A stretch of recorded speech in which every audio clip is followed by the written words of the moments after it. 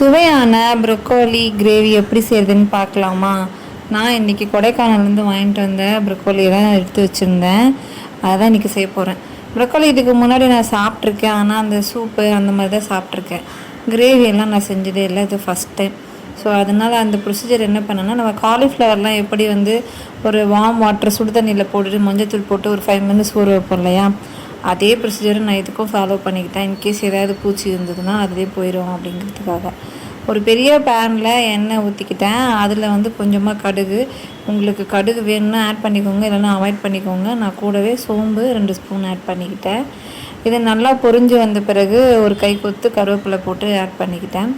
வெங்காயம் பார்த்திங்கன்னா கொஞ்சம் பொடி பொடியாக கட் பண்ணி வச்சு சேர்த்துக்கிட்டேன். இன்கேஸ் உங்களுக்கு கிரேவி நல்லா திக்காக வேணும் அப்படின்னு நினச்சிங்கன்னா ஒரு மிக்சியில் ஒரு ட்ரு பண்ணி ஆட் பண்ணிக்கலாம்.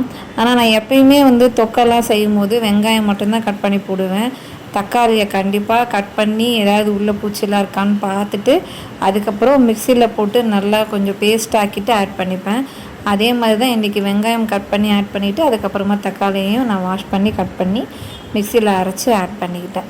இது ரெண்டும் நல்லா சேர்ந்து நல்லா கொஞ்சம் ஒரு 5 மினிட்ஸ் நீங்கள் வதக்கிட்டே இருங்க.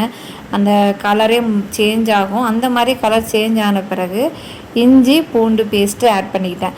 ஜென்ரலாக இஞ்சி பூண்டு பேஸ்ட்டெல்லாம் நான் கடையில் எப்பயுமே வாங்க மாட்டேன், வீட்டிலே தான் ப்ரிப்பேர் பண்ணுவேன். எப்போ தேவையோ அப்போ ஒரு 4 பல் பூண்டு, கொஞ்சம் இஞ்சி தோலெல்லாம் எடுத்துகிட்டு நல்லா வாஷ் பண்ணிவிட்டு மிக்சியில் போட்டு கொஞ்சம் துருவி எடுத்துடுவேன். இதுதான் நான் எப்பயுமே ஃபாலோ பண்ணுறது. நீங்களும் அப்படியே பண்ணுங்கள். அதில் இந்த இஞ்சி பூண்டு பேஸ்ட்டு நல்லா சேர்த்துக்கிட்டேன். அதையும் நல்லா வதக்கி விட்டுட்டு ஒரு 2 மினிட்ஸ் அந்த பச்சை வாடை போகிற வரைக்கும் நம்ம வதக்கிட்டே தான் இருக்கணும். இதெல்லாம் கொஞ்சம் நேரம் ஆன பிறகு அந்த ப்ரொக்கோலி நான் ஆல்ரெடி அந்த சுடுதண்ணியில் போட்டு வச்சுருந்தேன் இல்லையா, அந்த ப்ரொக்கோலியை நான் இதில் ஆட் பண்ணிக்கிட்டேன். சில பேர் இந்த ஹாட் வாட்டர்லாம் போடாமல் அப்படியே கூட வாஷ் பண்ணி போடுறாங்க. ஸோ நான் எதுக்கும் ப்ரிகாஷன்ஸாக நான் கொஞ்சம் மஞ்சள் தூள் போட்டு ஊற வச்சுட்டு அதுக்கப்புறமா தான் இதில் ஆட் பண்ணியிருக்கேன். இதுக்கப்புறம் இதில் தேவையான அளவு உப்பு ஆட் பண்ணிக்கிட்டேன். அதுக்கப்புறம் மஞ்சள் தூள், மிளகாய்த்தூள், அதுக்கப்புறம் கரம் மசாலா பொடி. இந்த கரம் மசாலா பொடியெலாம் நான் எப்போயுமே பேக்கெட்டில் வாங்கி யூஸ் பண்ணுறதே இல்லை. எப்போயுமே எங்கள் வீட்டில் அரைச்சி வச்சுருக்குது தான். இந்த ஒரே ஒரு மசாலா தான் நான் கிரேவிக்கு யூஸ் பண்ணுவேன்.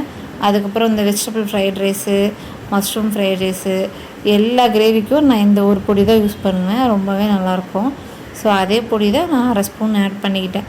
நல்லா ஆட் பண்ணி விட்டுட்டு ஒரு 5 மினிட்ஸ் நல்லா கலந்து விட்டுட்டு அந்த பேனை அப்படியே சிம்மில் வச்சுட்டு மூடி வச்சுட்டேன்.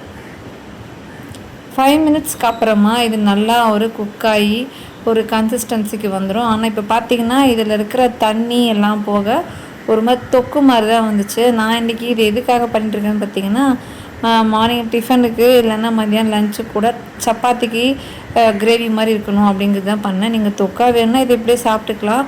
ஆனால் நான் என்ன பண்ணியிருக்கேன்னா கூடவே இதில் சில பொருள்லாம் வதக்கி அரைச்சி சேர்த்துருக்கேன். ஸோ என்னென்னு பார்த்தீங்கன்னா, தேங்காய் அது வெறுமனே வானலியில் போட்டு வறுத்துருக்கேன். அதுக்கப்புறம் ஒரு 4 முந்திரி, கொஞ்சம் சோம்பு. எதுக்கு நான் இதில் முந்திரி போட்டுருங்க அப்படின்னு பார்த்தீங்கன்னா, ஜென்ரலாகவே தேங்காய் போடும்போது ஒரு மாதிரி உங்களுக்கு திக்காக வேணும் அப்படிங்கிறதுக்காக தான் போடுவோம். அதே தான் திக்னஸ் வரணும் அப்படிங்கிறதுக்காக தான் கொஞ்சம் 4 முந்திரியும் ஆட் பண்ணியிருக்கேன். ஸோ இதெல்லாம் போட்டு நல்லா கலந்துட்டேன். ஒரு கிளாஸ் தண்ணியை விட்டுட்டு நல்லா கொதிக்க விட்டுட்டேன். அப்படியே நீங்கள் தட்டு போட்டு சிம்மில் வச்சு ஒரு 5 மினிட்ஸ் வச்சுருங்க.